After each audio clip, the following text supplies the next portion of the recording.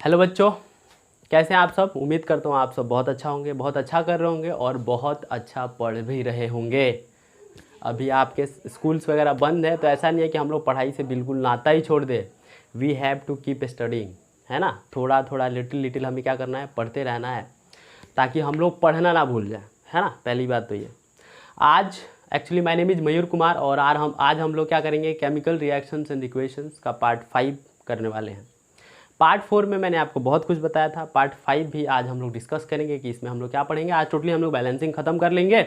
इसके बाद हमें क्या पढ़ना होगा, इसके बाद हमें इस चैप्टर में क्या पढ़ना होगा, हमें इसके बाद टाइप ऑफ केमिकल रिएक्शंस पढ़ने होंगे जो कि कॉम्बिनेशन रिएक्शन हो गया, है ना, डिस्प्लेसमेंट रिएक्शन हो गया, डिकम्पोजिशन रिएक्शन हो गया, एंड देन डिस्प्लेसमेंट पढ़ना है, फिर डबल डिस्प्लेसमेंट पढ़ रहा है, फिर क्या पढ़ना है, ऑक्सीडेशन एंड रिडक्शन रिएक्शन। उसी के साथ साथ हमें रेडॉक्स रिएक्शन भी पढ़ लेते हैं।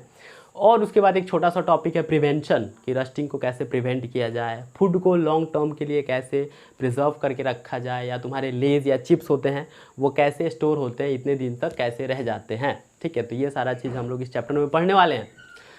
अभी का बात किया जाए तो जैसे कि मैंने आप लोगों को फिजिकल स्टेट पे भी एक दो एग्जाम्पल करके बताया था, है ना, कि कैसे मेंशन किया जाएगा। तो उसके तौर पे एक इक्वेशन लिख के हम लोगों ने फिजिकल स्टेट मतलब पुट करना सीखा था, है ना, कि कौन सा फिजिकल स्टेट, मतलब फिजिकल स्टेट पुट करना बहुत इंपॉर्टेंट होता है। अगर देखिए क्या है कि आप सारा इक्वेशन लिख देते हैं, बैलेंसिंग कर देते हैं और स्टेट नहीं लिखते हैं, तभी भी क्या करेगा एग्जामिनर जो है आपके मार्क्स क्या कर सकता है, कट कर सकता है।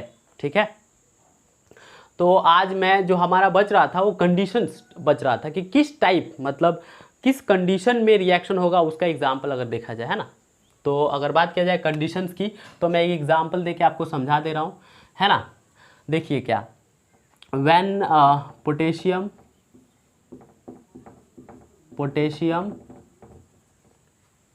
Chlorate is heated it decompose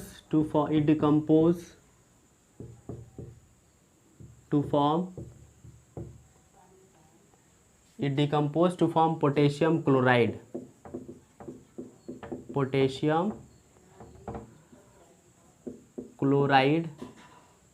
and oxygen gas and oxygen। ठीक है, तो ये हमने लिख लिया। अब बात करें तो देखिए, कभी भी बैलेंसिंग करने के पहले मैं बता दे रहा हूँ मेथड क्या क्या चलता है। हम वर्ड इक्वेशन लिख लेंगे। तो वर्ड इक्वेशन कैसे लिखेंगे, potassium chlorate, word equation KClO3। Potassium chlorate को हमने क्या किया, हीट किया है। तो ठीक है, हम लोग हीट को इस तरह डेल्टा से भी दिखा देते हैं, है ना, डेल्टा रिप्रेजेंट करके HEAT हीट भी लिख लेते हैं, उसमें कोई दिक्कत। डिकम्पोज होके क्या दे रहा है, पोटेशियम क्लोराइड KCl दे रहा है प्लस ऑक्सीजन दे रहा है। ठीक है, अगर बात करें बैलेंसिंग की, बैलेंसिंग के पहले हमें क्या इसका मेंशन करना होगा, स्टेट मेंशन करना होगा। तो KClO3 क्या हो गया, ये हो गया सॉलिड, ये भी सॉलिड और ये सिर्फ बच गया गैस, है ना। तो हमने क्या किया, ये पहले तो हमें वर्ड इक्वेशन लिखना था, सॉरी मैंने डायरेक्ट इक्वेशन लिख दिया। वर्ड इक्वेशन लिखना था कि पोटेशियम क्लोरेट डिकम्पोज, ऐसे एरो देके फिर ये लिखना था। तो ठीक है, आप लोगों को लिख लेना, एडजस्ट कर लेना थोड़ा सा, है ना। अब बात करें बैलेंसिंग की तो देखिए बैलेंस है क्या, यहाँ पे एक पोटेशियम, एक क्लोरीन और 3 ऑक्सीजन, एक पोटेशियम एक क्लोरीन लेकिन 2 ऑक्सीजन। तो मुझे यहाँ 3 करना है, तो यहाँ तो ऐसा कुछ, मतलब मैं हाफ या डेसिमल तो नहीं लगा सकता ना, मुझे एक पूरा एग्जैक्ट फिगर या नंबर लगाना होता है, मतलब वही नंबर या फिगर। तो मैं अगर 3 कर दूँ तो 6 ऑक्सीजन यहाँ हो गया, और फिर मैं यहाँ 2 कर दूँ तो 6 ऑक्सीजन यहाँ, और यहाँ पे K2 हो गया, Cl2 हो गया, तो यहाँ पे भी मैं 2 लगा देता हूँ। तो देखिए अब बैलेंस हो गया होगा। ठीक है, 6 ऑक्सीजन प्रोडक्ट के साइड भी, रिएक्टेंट के साइड भी 6, 2 × 3 6, और 2K, मतलब यहाँ पे क्या हो, 2K और 2 Cl, यहाँ पे भी 2K मतलब पोटेशियम और 2 क्लोरीन। तो इस तरह से बैलेंस हो गया। ये टाइप ऑफ कंडीशंस में था। देखिए ऐसे रिएक्शन कराने के लिए टाइप ऑफ कंडीशन में क्या करना होता है, हमें देखना होता है कि अगर कहीं भी मेंशन किया हो कि हीट देना पड़ रहा है, कि ऐसे रिएक्शंस होते हैं जहाँ पे हमें हीट क्या करना होता है, नॉर्मल टेम्परेचर से ज़्यादा देना होता है। हो सकता है 300 डिग्री सेंटीग्रेड हो या 1000 डिग्री सेल्सियस पे हीट देना हो, तो वो, और एक तो एटमॉस्फेयर। अगर फिर भी रिएक्शन नहीं हो रहा है तो कुछ कुछ रिएक्शन जो है क्या करते हैं, कुछ कुछ रिएक्शंस में हम लोग कैटलिस्ट यूज़ करते हैं। अब कैटलिस्ट क्या होता है, तो कुछ नहीं होता, वो क्या करता है, रिएक्शन के रेट को फास्ट कर देता है। मैं एक बार लिख दे रहा हूँ, आप लोग भूलिएगा मत कि कैटलिस्ट क्या एक्चुअली क्या होता है catalyst, you know what is catalyst, it increases the rate of reaction, catalyst increases the rate of reaction. मतलब ये कंपाउंड ही होते हैं जिनको हम लोग मतलब अगर रिएक्शन स्लो हो रहा है तो उसमें ऐड कर देते हैं, क्या करते हैं रिएक्ट करके ये लोग क्या करते हैं रिएक्शन को फास्ट करा देते हैं। तो ये क्या होता है कैटलिस्ट होता है। अगर हम लोग बात करें, देखिए तो ये टाइप वाला हमारा जो क्वेश्चन था वो एक एक एग्जाम्पल, दो एग्जाम्पल देके मैंने समझा दिया। बात करें बैलेंसिंग की तो एक अच्छा सा क्वेश्चन हम लोग बैलेंसिंग पे देख लेते हैं, ठीक है। क्या क्वेश्चन देखना है, जैसे कि देखिए अगर क्वेश्चन है, क्या है क्वेश्चन देख लीजिए। Okay, when copper sulphate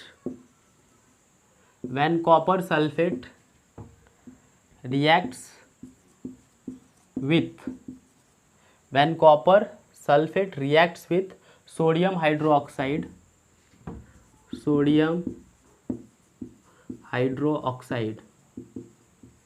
it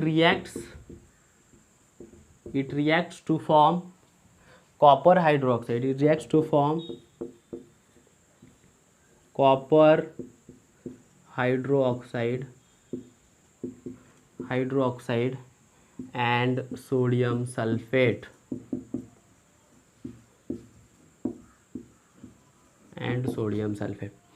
step by step बात करें कि इसको किस तरह लिखा जाएगा। पहले तो ये हमारा क्वेश्चन है, ठीक है। अगर अब हमें बात करना है आंसर लिखने की, तो आंसर किस तरह लिखेंगे, पहले तो वर्ड इक्वेशन लिखेंगे इसका। देखिए क्या कॉपर सल्फेट बोल रहा है, ठीक है, कॉपर सल्फेट को रिएक्ट करा दो किसके साथ, प्लस, हाँ रिएक्टेंट की साइड प्लस रहेगा ना, तो कॉपर सल्फेट को रिएक्ट करा दिया सोडियम हाइड्रोक्साइड के साथ। एक मिनट, सोडियम एक हाइड्रोक्साइड के संग, ठीक है। तो क्या देगा एरो, और प्रोडक्ट साइड में क्या देगा वो कॉपर हाइड्रोक्साइड, तो CuAOH whole twice plus sodium, sorry I am writing again in equation, I am so sorry, बताने आप आदत नहीं है ना, अपने हैबिट नहीं है अपने लोगों को। तो सोडियम क्या देगा कॉपर हाइड्रोक्साइड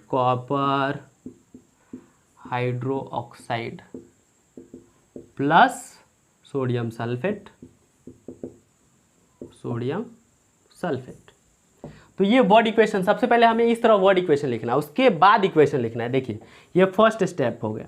सेकेंड स्टेप की बात करूँ तो वर्ड इक्वेशन लिखना है क्या, अब कॉपर सल्फेट का ये कंपाउंड जो है उसको किस तरह से रिप्रेजेंट करते हैं, CuSO4 कॉपर सल्फेट हो गया। सोडियम हाइड्रोक्साइड को NaOH रिएक्ट करके क्या देगा copper hydroxide CuOH whole twice plus sodium sulphate, तो Na2SO4। देखिए मैंने लेक्चर 1 में आप लोग को बता रखा है कि कॉपर हाइड्रोक्साइड कैसे बनता है। मान लीजिए Cu जो है वो OH के साथ कंबाइंड हुआ है, तो Cu पे क्या है, Cu पे +2 चार्ज है और OH पे -1। तो मैंने बताया था ये 2 ये 1 क्रॉस मल्टीप्लिकेशन करते हैं तो क्या बन जाएगा CuOH होल, मतलब ये 2 इसके साथ और इसका 1 इसके साथ, तो CuOH होल ट्वाइस। इस तरह से याद रखना है, और ये काफ़ी मदद मतलब मिल जाता है ऐसे। तो ठीक है, ये हो गया। बात करें इसके स्टेट को लिखने की, तो कॉपर सल्फेट की बात किया जाए तो ये कॉपर सल्फेट क्या होता है एक्वस होता है, सोडियम हाइड्रोक्साइड भी एक्वस होता है। जो कॉपर हाइड्रोक्साइड है वो सॉलिड होता है और सोडियम सल्फेट भी क्या होता है एक्वस होता है। तो आप लोग एक बार ये मेंशन कर लेना, ठीक है, फिजिकल स्टेट मेंशन कर लिया हम लोगों ने। Now if you talk about the balancing, heat exchange हो रहा है क्या, नहीं हो रहा है कहीं भी। Now if you talk about the balancing कैसे करेंगे, थर्ड स्टेप में बैलेंसिंग कर लेते हैं, ठीक है। देखिए CuSO4 पे है NaOH, यहाँ पे देखिए यहाँ पे एक कॉपर है, SO4 भी एक है ना, और जो सोडियम है वो एक है और OH एक है। तो यहाँ पे देखिए कॉपर एक है प्रोडक्ट के साइड में, लेकिन OH 2 है और यहाँ पे OH कितना है, एक है। यहाँ पे सोडियम रिएक्टेंट की साइड एक है लेकिन यहाँ पे 2 है, लेकिन SO4 क्या है बराबर है, SO4 भी एक है यहाँ पे। तो पहले तो Na2 है, तो मैं यहाँ पे सोडियम को पहले 2 करता हूँ। हमें क्या करना होता है, सबसे छोटा नंबर फिगर जो है मल्टीप्लाई करना होता है। अगर नहीं हो रहा है बैलेंस तब ऊपर जाते हैं, 3 4 5 6 ऐसे मल्टीप्लाई करके देखेंगे, लेकिन सबसे छोटा एक तो मल्टीप्लाई कर नहीं सकते क्योंकि जनरली सबके आगे तो एक ही होता है। तो 2 मैंने किया। अब देखो क्या, यहाँ पे 2 NaOH आ गया, तो देखिए ये बैलेंस हो गया 2 Na, और यहाँ पे भी Na क्या है, 2 है। OH की बात करें तो 2 OH, यहाँ पे भी 2 OH है ना, 2 ऑक्सीजन 2 H, यहाँ पे भी 2 ऑक्सीजन 2 H, कॉपर एक, सल्फेट एक और सल्फेट एक। सो दिस इज बैलेंस्ड, है ना। बहुत इजी था, दिखने में बहुत हार्ड लग रहा होगा, मतलब आप लोगों को लग रहा होगा कि कितना हार्ड है, कैसे कैसे बैलेंस होगा। सिर्फ 2 लगा दिए और बैलेंस हो गया। तो इस तरह से आपको भी चेक करना होता है। अगर आपको स्टार्टिंग में नहीं आ रहा है ना, तो number of atoms reactant side लिख लीजिएगा, number of atom product side, जिस तरह बुक में जो है प्रोसीजर दिया उस तरह भी कर सकते हैं। लेकिन मुझे नहीं लगता कि वो आपको उतने लेवल की जरूरत पड़ेगी, क्योंकि अभी बहुत ईजी चल रहा है। हिट एंड ट्रायल मेथड से हम लोग क्या कर रहे हैं, बैलेंस कर रहे हैं। तो ये हो गया अपने पास। बात किया जाए तो एक और क्वेश्चन ले लेते हैं बैलेंसिंग का ही, तो मैं कुछ इसके बारे में आपको बता देता हूँ रफ करके, 1 मिनट। देखिए उसको बताने के पहले मैं कुछ और बता देता हूँ। देखिए हमारे पास डायएटॉमिक मॉलिक्यूल भी होते हैं, डायएटॉमिक मॉलिक्यूल्स, जो ऐसे मॉलिक्यूल्स हैं वो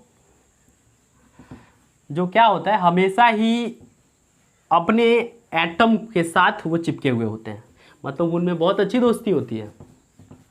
देखिए कैसे, डायएटॉमिक मॉलिक्यूल्स का कुछ एग्जांपल ले लेना। डायएटॉमिक मॉलिक्यूल्स, देखिए मोनोएटमिक मॉलिक्यूल्स क्या होते हैं, वही मतलब सल्फर हो गया, हाइड्रोजन सल्फर हो गया, अपने पास सोडियम हो गया, पोटेशियम हो गया, तो ये हो गए। डायएटमिक क्या होता है कि सेम एटम क्या करे, मतलब सेम एटम क्या है, 2 एटम एक दूसरे के साथ कंबाइन हो, सेम हो। जैसे एग्जांपल के तौर पे अगर मैं बात करूं तो हमारे पास हो गया क्या, O2 ऑक्सीजन, H2 है ना, H2, बात करूं F2 Cl2 Br2 I2 है ना। तो ये क्या है, ये डायएटॉमिक मॉलिक्यूल्स है सारे। हमेशा हमें इनको अगर रिएक्शन में लिखना है, तो अगर मैं कहूँ कि ऑक्सीजन फॉर्म हो रहा है, तो हम कहीं भी ऑक्सीजन को O नहीं लिखेंगे, O2 लिखेंगे। या ऑक्सीजन रिएक्ट भी हो रहा है, जैसे कार्बन के साथ रिएक्ट होके ऑक्सीजन रिएक्ट होता है, तो O नहीं लिखना है, O2 लिखना है, क्योंकि नेचर में क्या करता है, ये O2 की तरह ही एग्जिस्ट करता है, मतलब वो सिंगल नहीं रहते हैं, उनमें दोस्ती होती है। वो खुद से ही बहुत ज़्यादा क्या है, सेटिस्फाई है, और खुद की ही कंपनी बहुत इंजॉय करता है ना। उनको क्या कहा जाता है, डायएटॉमिक मॉलिक्यूल, मतलब खुद में उनकी बहुत अच्छी दोस्ती होती है। दोस्ती से मुझे याद आया, दुर्योधन और कर्ण में भी बहुत अच्छी दोस्ती थी, आप लोगों को पता होगा, है ना। मिसाल है दोस्ती के लिए। तो ज़िंदगी में ऐसे दोस्त बनाइए कि अगर पूरी दुनिया आपके खिलाफ रहे तो वो दोस्त जो है वो आपके साथ रहे, ऐसी दोस्ती होनी चाहिए, है ना। और दुर्योधन की गाथा तो आप सब जानते हैं, वो तो कर्ण का गाथा तो हम सब जानते हैं, वो तो वैसे ही महान इंसान थे, है ना। तो ये बात थी। देखिए रश्मिरथी में एक पंक्ति है ना, जो रामधारी सिंह दिनकर ने लिखा है। क्या लिखा है, उनके बारे में लिखा है, कर्ण के बारे में। एक्चुअली उस बुक में हर एक चीज़ कर्ण के बारे में ही बताया गया है ना। क्या लिखा है उन्होंने, जब मैं हुआ धनुर्धर नामी, सब लोग हुए हित के कामी। कहने का अर्थ है कि जब मैं सब धनुर्धर अच्छा बन गया, मतलब जो मैं तीर चलाता था वो मैं बहुत अच्छा बन गया, तो सब लोग मेरे को मतलब मानने लगे। लेकिन जब मेरे पास कुछ नहीं था तो सब मुझे सूत पुत्र या ऐसा कुछ कह के मुझे बुलाते थे, है ना। तब उनको कौन संभाला था, दुर्योधन संभाला था, है ना। तो दुर्योधन, उन्होंने कहा भी था कि दुर्योधन को अगर मौत आएगी तो मेरे मौत के बाद ही आएगी, ऐसा उन्होंने वचन दे रखा था उनकी माता को। तो देखिए ऐसे दोस्त मतलब बनाइए नहीं। देखिए हम हमेशा उम्मीद करते हैं, एक्सपेक्ट करते हैं लोगों से, हम खुद भी ऐसा दोस्त किसी का बन के दिखाएं, है ना। हम खुद भी किसी का ऐसा दोस्त बन के दिखाएं कि कोई लड़का या लड़की कहे कि नाज है तुम पे, तुम्हारी दोस्ती पे, ठीक है। चलिए, तो ये डायएटॉमिक मॉलिक्यूल था। और मैं क्या कह रहा था, और हाँ, एक और हम लोग रिएक्शन करेंगे, उसके पहले मैं कुछ और बता देता हूँ। ये चीज़ मैंने बता दिया, जैसे कि अगर मैं कहूँ आयरन जो मेटल है हमारे पास, आयरन जो मेटल है वो मेनली 2 ऑक्साइड बनाता है, FeO जिसको फेरस ऑक्साइड कहते हैं और फेरिक ऑक्साइड कहते हैं। मैं लिख के बता देता हूँ। आयरन जो है, आयरन जिसको हम लोग Fe से रिप्रेजेंट करते हैं, forms mainly forms mainly two oxides, है ना। क्या क्या, पहला अगर मैं बात करूं तो क्या बनाता है, और फेरस ऑक्साइड जिसको हम लोग रिप्रेजेंट करते हैं FeO, किससे रिप्रेजेंट करते हैं, FeO से। और इसका नाम क्या एक और हो जाता है, इसको हम लोग और कहते हैं आयरन ऑक्साइड 2, इसको क्या कहते हैं, आयरन ऑक्साइड 2। इसको आयरन ऑक्साइड 2 क्यों कहते हैं, क्योंकि इसमें जो FeO जो कंपाउंड है हमारे पास, इसमें जो आयरन की वैलेंसी होती है वो कितनी होती है, 2 होती है ना। आयरन की वैलेंसी कितनी होती है, 2 होती है। वैलेंसी आप लोग को पता होगा, 9th में हम लोग पढ़ चुके हैं बहुत बार, ठीक है। और जो दूसरा बनाता है, जो दूसरा ऑक्साइड बनाता है वो बनाता है फेरिक ऑक्साइड। क्या बनाता है, फेरिक ऑक्साइड, जिसको हम लोग क्या कहते हैं, Fe2O3। इसको हम लोग कहते हैं आयरन ऑक्साइड 3, इसको आयरन ऑक्साइड 3 भी कहा जाता है। 3 क्यों कहा जाता है, क्योंकि यहाँ पे जो वैलेंसी होती है उसकी वो 3 होती है। अब देखिए एक और कंपाउंड बनता है इन दोनों को मिला के, उसको क्या कहा जाता है, उसको कहा जाता है मैग्नेटिक आयरन ऑक्साइड। और उसको रिप्रेजेंट, ये दोनों का मिक्सचर होता है, मैग्नेटिक आयरन ऑक्साइड Fe3O4। तो ये दोनों का मिक्सचर होता है, कैसे, Fe3O4 दोनों का मिक्सचर, मतलब FeO प्लस Fe2O3, इन दोनों का मिक्सचर मिलके क्या बनता है, मैग्नेटिक आयरन ऑक्साइड। ये मैं इसलिए बता रहा हूँ क्योंकि इसके बाद का जो रिएक्शन है वो इसी पे है, ठीक है। मैं बोलूँगा कि हीटेड मेटल आयरन जो है, आयरन मेटल रिएक्ट करेगा स्टीम के साथ, तो आयरन ऑक्साइड 2,3 फॉर्म होगा। तो आपको पता होना चाहिए कि आयरन ऑक्साइड 2,3 क्या होता है, ठीक है। हमारे पास पीरियोडिक टेबल में ऐसे बहुत सारे एलिमेंट है जिसका एक से ज़्यादा वैलेंसी होता है, जैसे कॉपर हो गया, है ना, और भी हैं, आयरन हो गया हमारे पास। तो उसको हम लोग बाद में देखेंगे जब पीरियोडिक टेबल पढ़ लेंगे। इसको क्या करूँ, मैं मिटा दूँ, इसके नीचे क्वेश्चन लिख देता हूँ। ओके, मैं इतना रफ कर दूँ।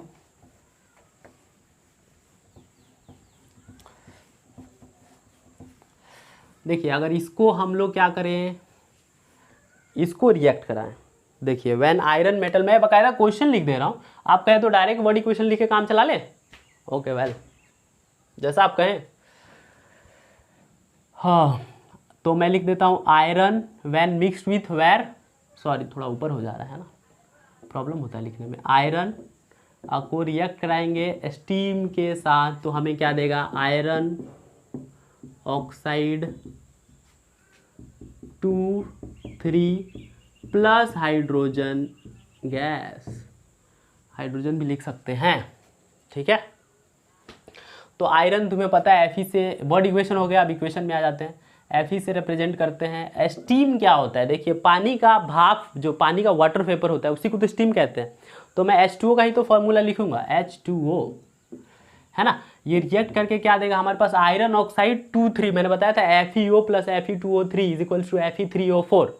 ही क्या होता है, आयरन ऑक्साइड 2,3 होता है, तो Fe3O4 प्लस H2 गैस, ठीक है।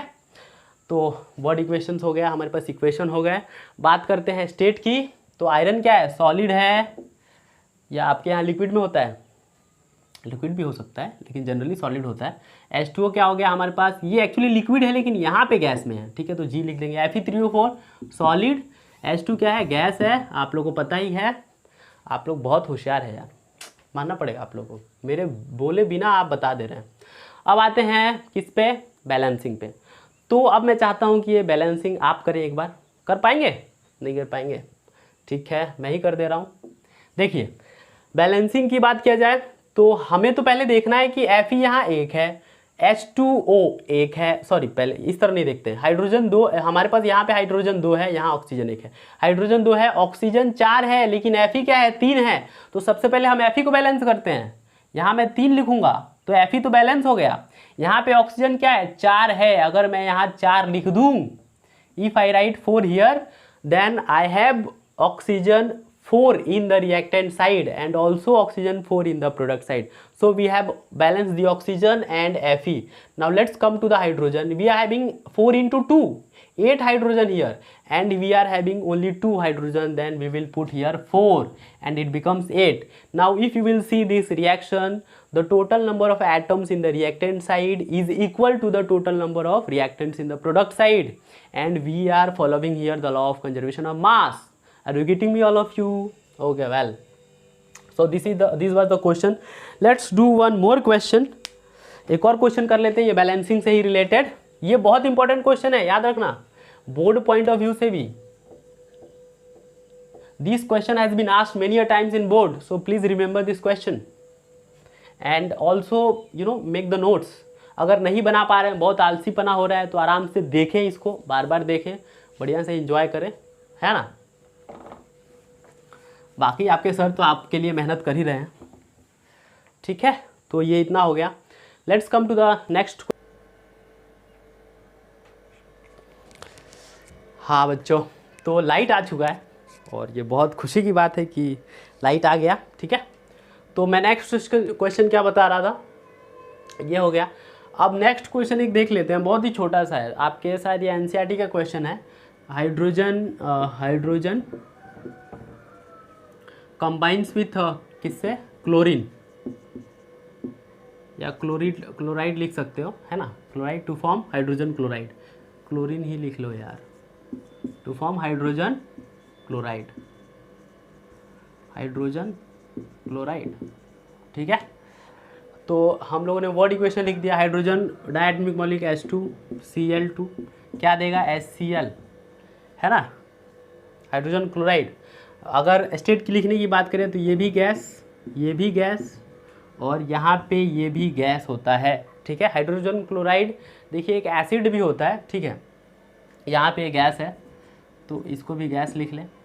और बैलेंसिंग की बात करें तो हाइड्रोजन दो हाइड्रोजन, अगर यहाँ पे सिंपली 2 लगा दोगे तो बैलेंसिंग पूरा हो गया. देखिए 2 hydrogen reactant side, 2 hydrogen product, 2 chlorine इधर, 2 क्लोरीन उधर. तो ये एक क्वेश्चन था.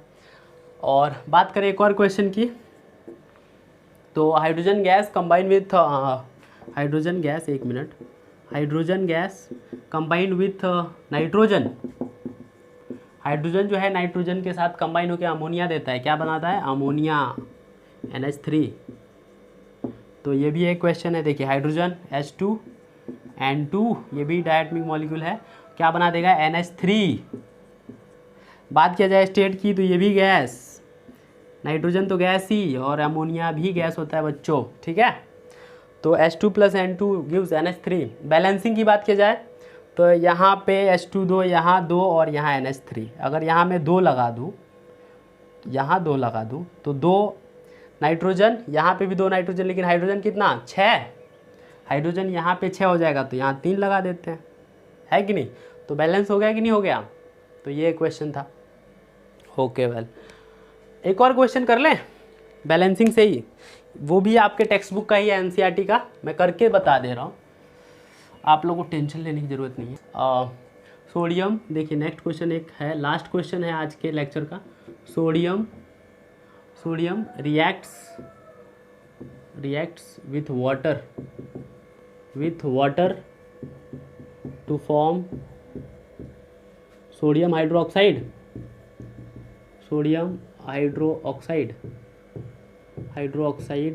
And hydrogen gas. ठीक है, वर्ड इक्वेशन में इसको कन्वर्ट कर लेते हैं.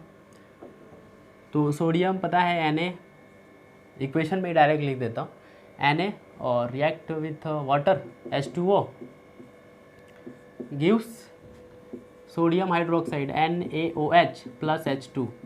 स्टेट लिखने की बात करें तो सोडियम पता है गैस होता, सॉलिड होता है, H2O लिक्विड. एल को थोड़ा सा अच्छे से लिखें, 1 मिनट. ठीक है, लिक्विड. सोडियम हाइड्रोक्साइड एक्वस होता है, पता होना चाहिए, और हाइड्रोजन तो गैस होता है. बैलेंसिंग की अगर बात कर लिया जाए, फिजिकल स्टेट हमने लिख लिया. बैलेंसिंग की बात करें तो यहाँ Na है, यहाँ H2O NaOH + H2. यहाँ देखिए, यहाँ पे सोडियम 1 है, यहाँ पे भी 1 है.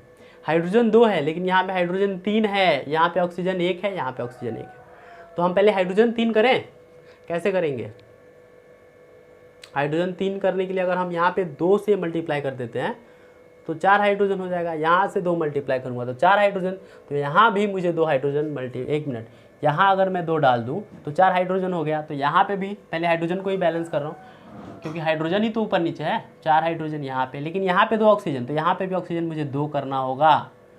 तो यहाँ पे क्या हो गया, 2 ऑक्सीजन, तो 2 Na हो गया, तो 2 Na यहाँ पे भी 2 यहाँ डाल देंगे, तो 2 यहाँ डाल देंगे। तो एक काम करते हैं, 2 हाइड्रोजन और प्लस 2 हाइड्रोजन, 2 2 2 4 और 2 दूना 4 6।